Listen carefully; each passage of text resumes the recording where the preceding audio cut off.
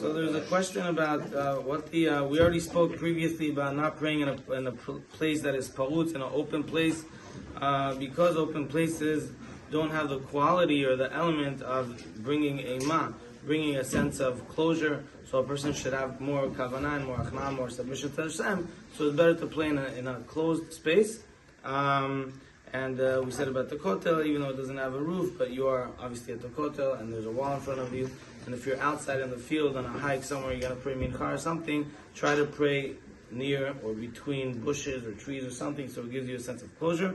We there's also a person shouldn't pray in a churba, in an abandoned home, because certainly back then abandoned homes were maybe a place for problems and issues, and maybe people may have a chashad, they may suspect a person of doing something illicitly wrong in a place that's deserted and quiet and abandoned. So a person should not create such a situation where then it causes people to think badly of them. Also because technically an abandoned home may have hazards to it, maybe the walls would fall, and a person should not place themselves in a place of sakana.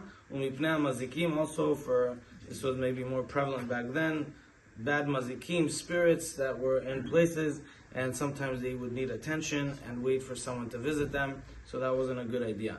But today we'll talk about lo achorei bet hakneset. A person shouldn't pray achorei bet hakneset, behind a synagogue.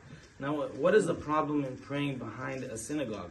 So there's more than one way of understanding it according to the Mefarshim, but everyone agrees that behind a synagogue is, let's assume everyone is praying to the Mizrach over here, to the direction of Yerushalayim, and a person is behind the synagogue. A person is either praying on the other side of the wall over here, and they're praying over there, and like they're not with us, or even if they're praying, some believe even in other directions, that they're showing that they're not really believing in the tefillah of the Bet Knesset. So a person should not do that, rather should go and enter into the Bet Knesset. Of course, that's only when they can. If they cannot, then they cannot. But there's another very interesting halacha, asur la'avor chutz lebet hakneset b'tzad she'hapetach patuach bo b'sha'a she'hatzibur mitpalelin mipnei she'nira kekofer kevan she'eno nichnas leitpalel.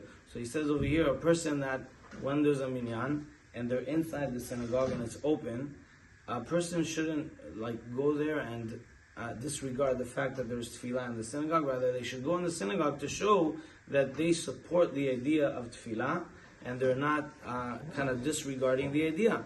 And certainly back then, maybe, and even today, there's a sensitivity to it to support the idea of the synagogue and of the minyan. And a person that's there, passing by, maybe we're not talking about a car, but maybe certainly passing by and walking, they should enter the synagogue, because otherwise it looks like they're disregarding the sanctity of the thing. Now, of course, what if a person, you see that they're traveling, they're moving a house, they have all these baggage with them, so everyone knows that when they're passing by, it's just because they're occupied with something, so that is allowed, or they're putting on tefillin, and that already shows that they have kavod to Hashem, and they're not doing it to disrespect the divinity of God.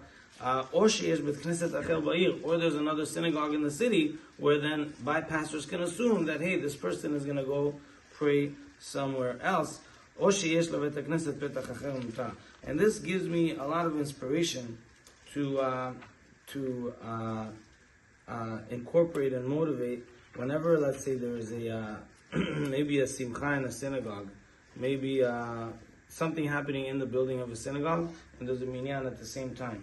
Maybe there's a meeting, maybe there's something else going on. Everyone should come into the synagogue. And that's why when I first arrived at Azab Tzarot, it was a beautiful thing that I saw that Jeff Solon, whenever there was a board meeting in the evening, he would always make sure, he would make sure to find out what time is mincha, and not to have the board meeting in the time of the mincha, meaning before or after, and even if it meant they had to change a day because of time or this or that, they would go out of their way, he would go out of his way to make sure that it doesn't conflict with the time of the tefillah. And of course he did that to support the minyan, but it goes back to the time of the Mishnah, that we did everything to be together with Hashem, with the minyan, with the tefillah, and so that brings a lot of beracha and a lot of great areas of sensitivity. Amen. We